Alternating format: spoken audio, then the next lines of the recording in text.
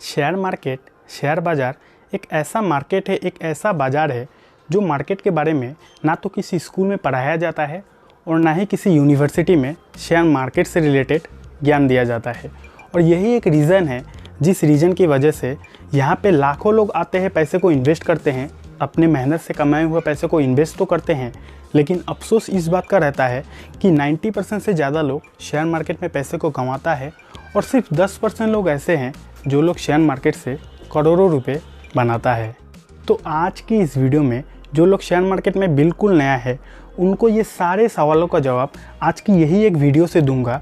अब इससे आपका क्या फ़ायदा होगा, आपको ये सारे सवालों का जवाब ढूंढने के लिए अलग अलग जगह भटकना भी नहीं पड़ेगा और अपना टाइम और एनर्जी को वेस्ट भी नहीं करना पड़ेगा, क्योंकि आपको एक ही वीडियो में ये सारा सवालों का जवाब बिल्कुल आसान भाषा में सीखने को आज मिल जाएगा।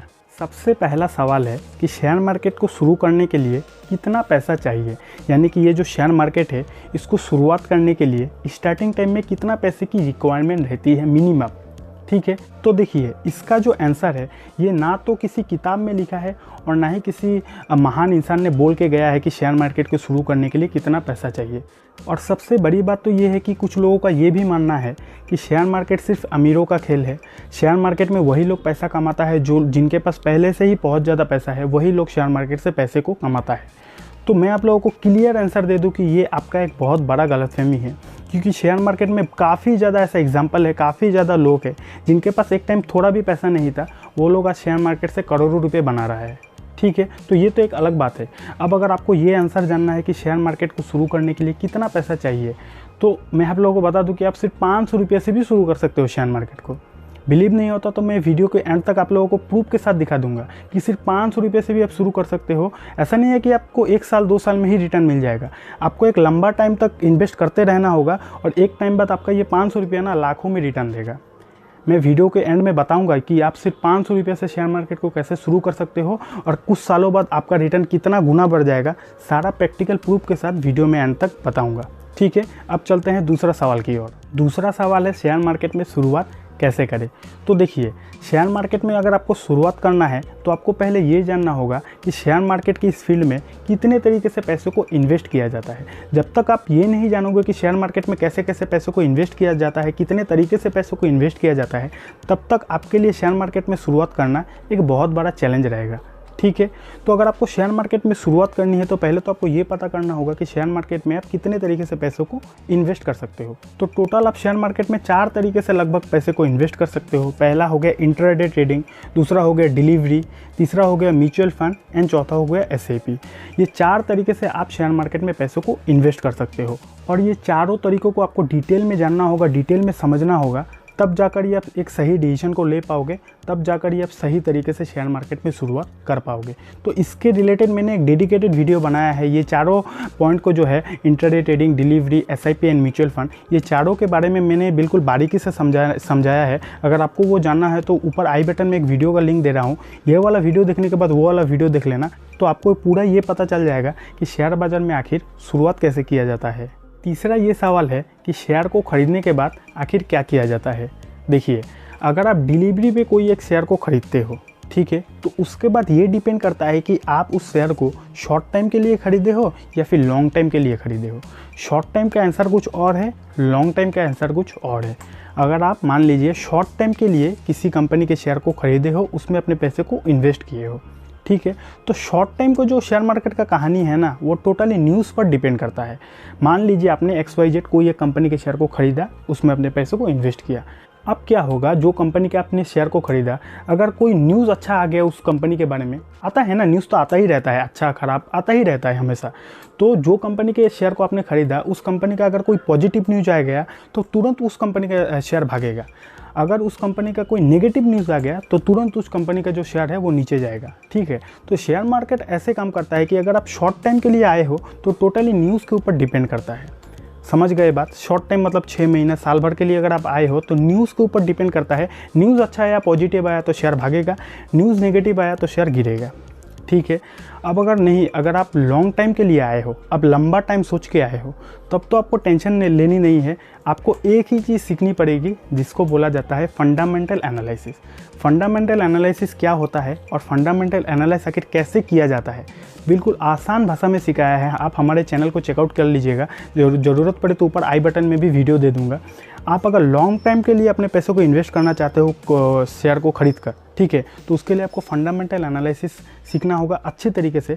तब जाकर ही आप किसी भी कंपनी के शेयर को खरीदना, तब जाकर ही आप किसी भी कंपनी में अपने पैसे को इन्वेस्ट करना, ठीक है। तो फंडामेंटल एनालिसिस करना आपको सही तरीके से आना चाहिए।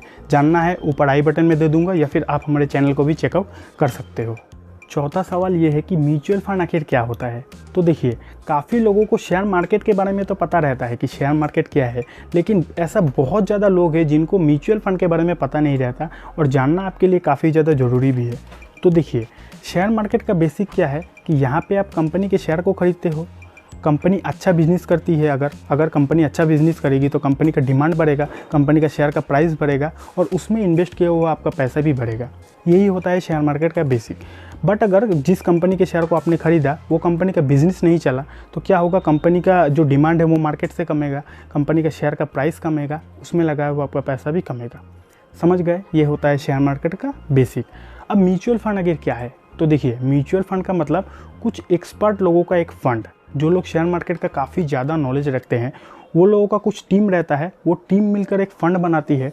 उस फंड को बोला जाता है AMC, यानी कि एसेट मैनेजमेंट कंपनी। वो टीम को, वो फंड को बोला जाता है म्यूचुअल फंड। अब क्या होता है कि आम पब्लिक उस फंड में पैसे को देती है, उस फंड में पैसे को इन्वेस्ट करती है, और जब लोगों का पैसा उस फंड में आता है तो वो फंड का जो मैनेजर रहता है, जो एक्सपर्ट टीम रहता है, वो टीम लोगों के पैसे को अलग अलग जगह, अलग अलग सेक्टर में पैसे को इन्वेस्ट करती है, और वहाँ से जो रिटर्न आती है उसका कुछ % रख कर वो फंड रखती है और लोगों में लौटा देती है, ठीक है। यानी कि म्यूचुअल फंड आप इनडायरेक्टली शेयर में इन्वेस्ट कर रहे हो। जिनके पास टाइम नहीं है, जिनके पास स्टॉक एनालिसिस करने का टाइम नहीं है, जिनको थोड़ा कम रिस्क लेना है, जिनको बिंदास रहना है, तो वो लोग म्यूचुअल फंड में जाते हैं। ज़्यादा जानकारी के लिए ऊपर आई बटन में वीडियो दे दूंगा, आप देख लीजिएगा। म्यूचुअल फंड का पूरा फंडा आप लोगों को समझ में आ जाएगा। पांचवा सवाल है कि शेयर मार्केट में आखिर पैसा कैसे मिलता है। काफ़ी ज़्यादा इंटरेस्टिंग सवाल है, आपको सुन के भी मज़ा आएगा, ठीक है। सब लोग तो बोलता है कि शेयर मार्केट में बहुत ज़्यादा पैसा है, लेकिन कैसे है शेयर मार्केट में पैसा आखिर मिलता कैसे है। देखो, share market demand and supply पे चलता है, इतना समझ गए। अब देखिए, ये क्या है, ये एक पेंसिल है। अब इसको आप एक कंपनी के स्टॉक से जोड़ लो, ठीक है। मैं पेंसिल का ही एग्जांपल दूंगा। अब ये जो पेंसिल है ये लिमिटेड अवेलेबल है, ऐसा नहीं है कि अनलिमिटेड है, ये लिमिटेड अवेलेबल है। लिमिटेड लोगों ने इस पेंसिल को खरीद के रखा है आज की डेट में। अब क्या होता है कि 2-4 साल बाद ये जो पेंसिल है इसका डिमांड काफ़ी ज़्यादा बढ़ जाता है। कुछ ऐसा रीज़न होता है, जैसे कि अगर आप कंपनी के एग्जांपल से समझोगे तो कंपनी का बिजनेस अच्छा चलने लगता है तो उसका डिमांड बढ़ेगा। तो सेम उसी तरह ये पेंसिल जो है लिमिटेड पेंसिल है, लिमिटेड लोगों ने खरीद कर रखा है। कुछ सालों बाद ये पेंसिल का डिमांड मार्केट में काफ़ी ज़्यादा बढ़ जाता है। तो जाहिर सी बात है, लिमिटेड चीज़ है, अनलिमिटेड डिमांड है, तो क्या होगा, एक ही चीज़ होगा, ये जो पेंसिल है इसका जो दाम है वो बढ़ जाएगा। समझ में आई बात। सेम उसी तरह आप कोई एक कंपनी के शेयर को खरीदते हो, उसमें अपने पैसे को इन्वेस्ट करते हो। फ्यूचर में जाके वो कंपनी काफ़ी ज़्यादा अच्छा बिजनेस करती है तो वो कंपनी का डिमांड शेयर मार्केट में काफ़ी ज़्यादा बढ़ जाता है। अब जबकि वो कंपनी का जो शेयर है वो लिमिटेड है, तो शेयर तो लिमिटेड है लेकिन डिमांड अनलिमिटेड है, तो वो शेयर का प्राइस इंक्रीज़ होता है। प्राइस इंक्रीज़ होगा तो उसमें लगाया हुआ जो आपका पैसा है वो भी इंक्रीज़ होगा। आई होप आप लोगों को काफ़ी ज़्यादा मज़ा आया होगा और काफ़ी एक ही बार में समझ गए होंगे कि शेयर मार्केट आखिर पैसा देता कैसे है, शेयर मार्केट में आखिर पैसा मिलता कैसे है। आखिरी सवाल है SIP, काफ़ी ज़्यादा पॉपुलर नाम है और सबके मुंह में आजकल यही नाम रहता है SIP। अब आखिर SIP होता क्या है। देखिए, SIP का फुल फॉर्म रहता है सिस्टेमेटिक इन्वेस्टमेंट प्लान, ठीक है। अब जो मैंने आप लोगों को वीडियो के स्टार्टिंग में बोला था कि शेयर मार्केट को शुरू करने के लिए कितना पैसा चाहिए, वो इसी का बात बोला था। शेयर मार्केट को आप सिर्फ 500 रुपये से भी शुरू कर सकते हो SIP करके।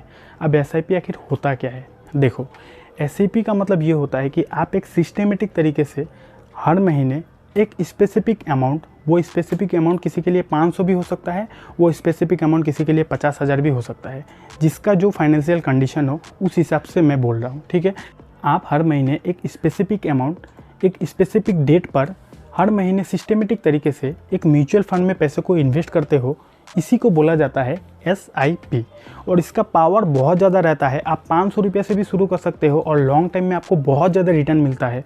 इसका लाइव प्रूफ भी मैंने दिखाया है और SIP के बारे में बिल्कुल A to Z भी सिखाया है। अगर आपको वो जानना हो तो ये लेफ़्ट वाली वीडियो देख लेना। ये वाला वीडियो देखने के बाद आपको SIP के बारे में A to Z नॉलेज बिल्कुल आसान भाषा में सीखने को मिल जाएगा।